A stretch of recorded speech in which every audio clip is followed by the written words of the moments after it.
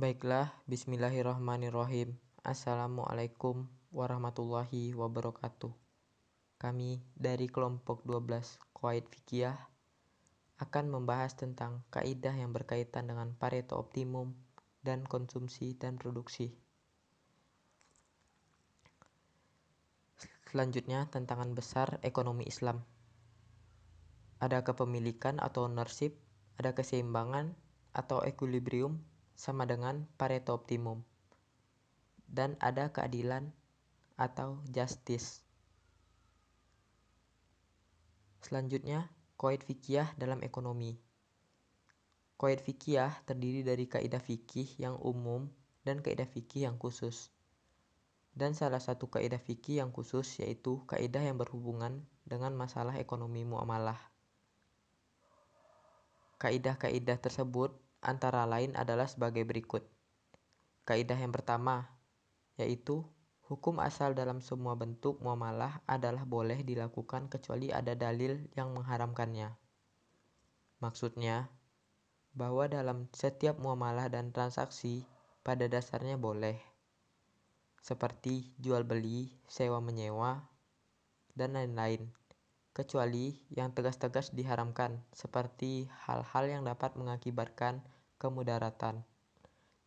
Kaidah yang kedua, suatu transaksi pada dasarnya harus dilandasi karena kedua belah pihak dan hasilnya adalah sah dan mengikat kedua belah pihak terhadap diktum yang ditransaksikan. Maksudnya, tidak sah suatu akad atau transaksi apabila salah satu pihak dalam keadaan terpaksa atau dipaksa atau merasa ditipu.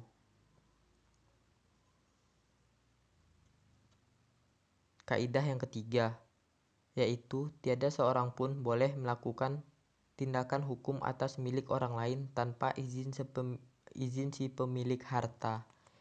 Maksudnya, dalam hal ini si penjual haruslah pemilik barang yang dijual, atau wakil dari pemilik barang, atau orang yang diberi wasiat. Nah, kaidah keempat, akad yang batal tidak menjadi sah karena dibolehkan. Maksudnya, akad yang batal dianggap tidak ada atau tidak pernah terjadi.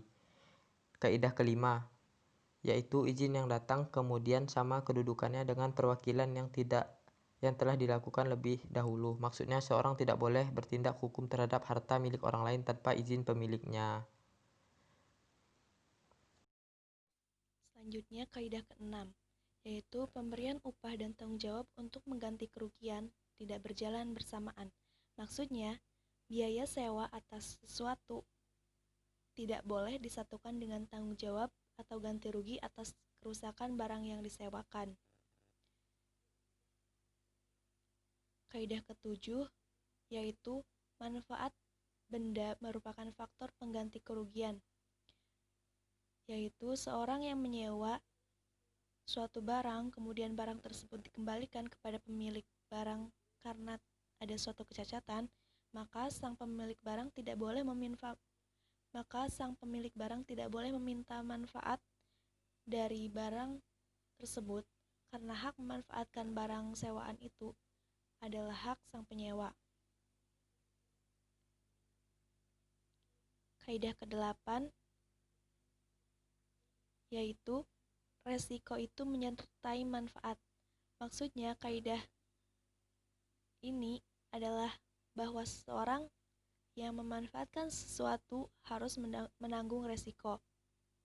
Kaidah selanjutnya yaitu apabila sesuatu akad batal, maka batal pula yang ada dalam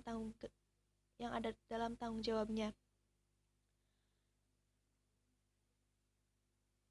Maksudnya, jika suatu akad dibatalkan, maka batal pula hak masing-masing pihak dalam akad tersebut.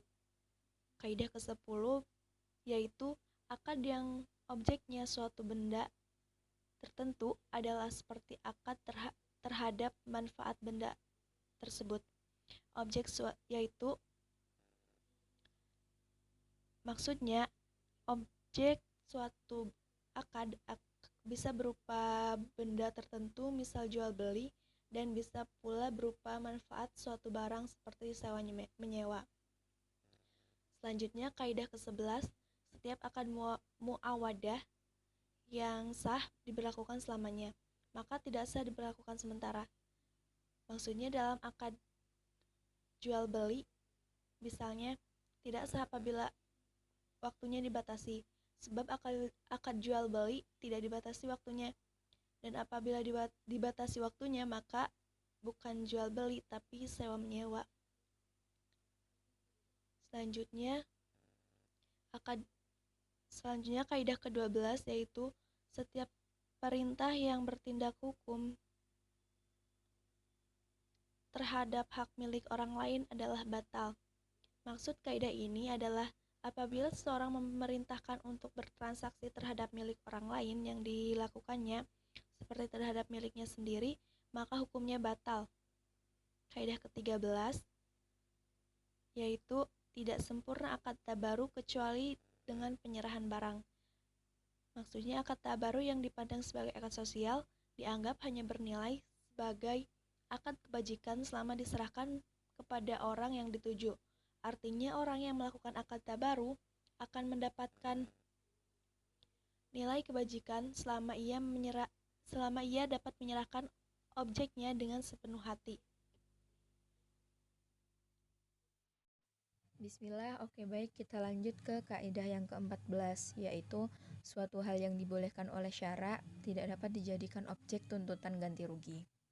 Nah, maksud dari kaidah ini yaitu sesuatu yang dibolehkan oleh syariah, baik melakukan ataupun meninggalkannya, tidak dapat dijadikan tuntutan ganti rugi. Contohnya, ketika si A menggali sumur di tempat miliknya sendiri, kemudian binatang tetangganya jatuh ke dalam sumur tersebut dan mati, maka tetangga ini tidak bisa menuntut ganti rugi kepada si A, sebab menggali sumur di tempatnya sendiri adalah dibolehkan oleh syariah. Lalu kita lanjut ke kaidah yang ke-15, yaitu setiap kabul atau penerimaan boleh dengan ungkapan saya telah terima. Nah, berdasarkan kaidah ini adalah sah dalam setiap akad jual beli, sewa menyewa, dan lain-lainnya.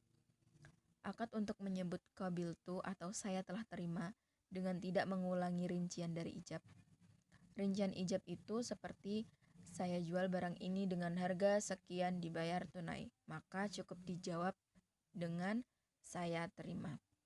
Nah, namun ketika kita dihadapkan di masa sekarang ini dengan teknologi yang canggih, yang modern, nah ijab qabul bukanlah suatu keharusan, melainkan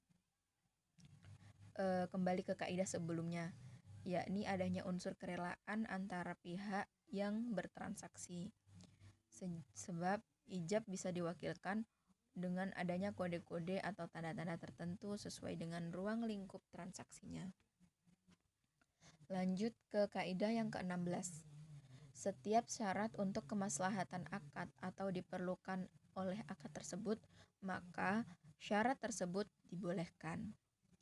Contoh dari kasus ini yaitu misalkan dalam hal gadai emas, kemudian ada syarat bahwa apabila barang gadai tidak ditebus dalam beberapa bulan, maka penerima gadai berhak untuk menjualnya. Nah, syarat ini boleh ketika dibolehkan dan syaratnya tercatat di notaris. Lanjut ke kaidah yang ke-17, yaitu apa yang boleh dijual boleh pula digadaikan. Nah, sudah tentu barang yang boleh dijual boleh pula digadaikan, tetapi ada pengecualiannya. Seperti manfaat barang boleh disewakan tapi tidak boleh digadaikan karena tidak bisa diserah terimakan. Oke, next kita ke kaidah yang ke-18, yaitu setiap pinjaman dengan menarik manfaat oleh kreditor adalah sama dengan riba. Riba di sini adalah penambahan-penambahan yang diisyaratkan oleh orang yang memiliki harta kepada orang yang meminjam hartanya atau uang. Karena pengunduran janji pembayaran oleh peminjaman dari waktu yang telah ditentukan dalam perbankan syariah dilarang menggunakan transaksi yang menimbulkan riba. Oleh sebab itu, sistem bunga diganti menjadi sistem bagi hasil. Karena bunga sudah pasti berunsur riba. Oke, lanjut kita ke kaidah yang ke-19. Kemudaratan harus dihilangkan. Nah, konsep kaidah ini memberikan pengertian bahwa manusia harus dijauhkan dari idror atau tindakan menyakiti, baik oleh dirinya maupun orang lain. Dan tidak semestinya ia menimbulkan bahaya atau menyakiti orang lain. Setiap penambahan yang dipaksakan membuat pihak yang meminjam terzolimi, lalu akan menimbulkan suatu kemudaratan. Contohnya, terkait dengan larangan menimbun barang-barang kebutuhan pokok masyarakat karena perbuatan tersebut mengakibatkan kemudaratan bagi rakyat. Lanjut ke kaidah yang ke-20, yaitu kebutuhan bisa menjadi sesuatu kepentingan. Contohnya di sini, dalam jual beli, objek yang dijual telah wujud. Akan tetapi, demi untuk kelancaran transaksi, boleh menjual barang yang belum berwujud asal sifat-sifatnya atau contohnya telah ada. Next ke kaidah yang 21, yaitu transaksi gharar dalam jumlah yang banyak dapat merusak akad, tidak dalam jumlah yang sedikit. Berarti kalau misalnya ghararnya itu banyak, maka akadnya itu akan rusak gitu. Tapi kalau misalnya sedikit, belum tentu rusak akadnya. Kaidah ini dengan dilarangnya transaksi yang mengandung gharar. Terkait dengan larangan jual beli gharar ini, Rasulullah Shallallahu Alaihi Wasallam dengan tegas melarang jual beli gharar, maksudnya yaitu jual beli yang tidak dapat diketahui ada dan tidak adanya. Maksudnya kayak masih ragu-ragu gitu, banyak sedikitnya dan tidak mampu diserahkan. Artinya selama barang itu tidak memiliki ketidakjelasan gitu. Yang kedua-dua, kaidah ke-20. Yang kedua-dua, kaidahnya, barang siapa yang terkait dengan harta subhat di mana ia tidak tahu siapa yang berhak atas barang tersebut, maka hendaknya ia sedekahkan. Nah, pesan moral dari kaidah ini apa? Yaitu bagaimanapun juga keuntungan atau barang yang diperoleh yang mengandung unsur subhat atau terlarang tetap terlarang untuk dikonsumsi. Akan tetapi, dalam kondisi di mana seseorang tidak mampu menghindarinya, maka mereka tidak boleh juga menyia-nyiakan barang tersebut. Mensedekahkan kepada orang lain untuk kepentingan sosial adalah jalan keluar yang paling realistis. Baik, itulah tadi kaidah-kaidah dari qawaid fikih dalam ekonomi Islam. Selanjutnya, kesimpulan dari presentasi kami pada hari ini, dengan adanya qawaid fikih, para ulama dan fuqaha dapat menyiapkan garis panduan hidup bagi umat Islam dalam lingkup yang berbeda dari waktu ke waktu dan tempat ke tempat. Islam memberi kesempatan kepada umatnya melalui mereka yang memiliki otoritas, yaitu para ulama, untuk melakukan ijtihad. Demikian pula dalam kehidupan ekonomi, atau yang dalam qasanah karya para fuqaha terdahulu biasa disebut dengan muamalat. Pemakaian qawaid fikih menjadi sesuatu yang amat penting. Ratusan atau bahkan mungkin ribuan qawaid telah dirumuskan oleh para fuqaha dari kalangan 4 mazhab, yakni mazhab Syafi'i, Hambali, Hanafi, dan Maliki. Sekian dari kami kelompok 12. Terima kasih atas perhatiannya. Mohon maaf bila banyak kekurangan. Kami akhiri. Wabillahi taufiq wal hidayah. Wassalamualaikum warahmatullahi wabarakatuh.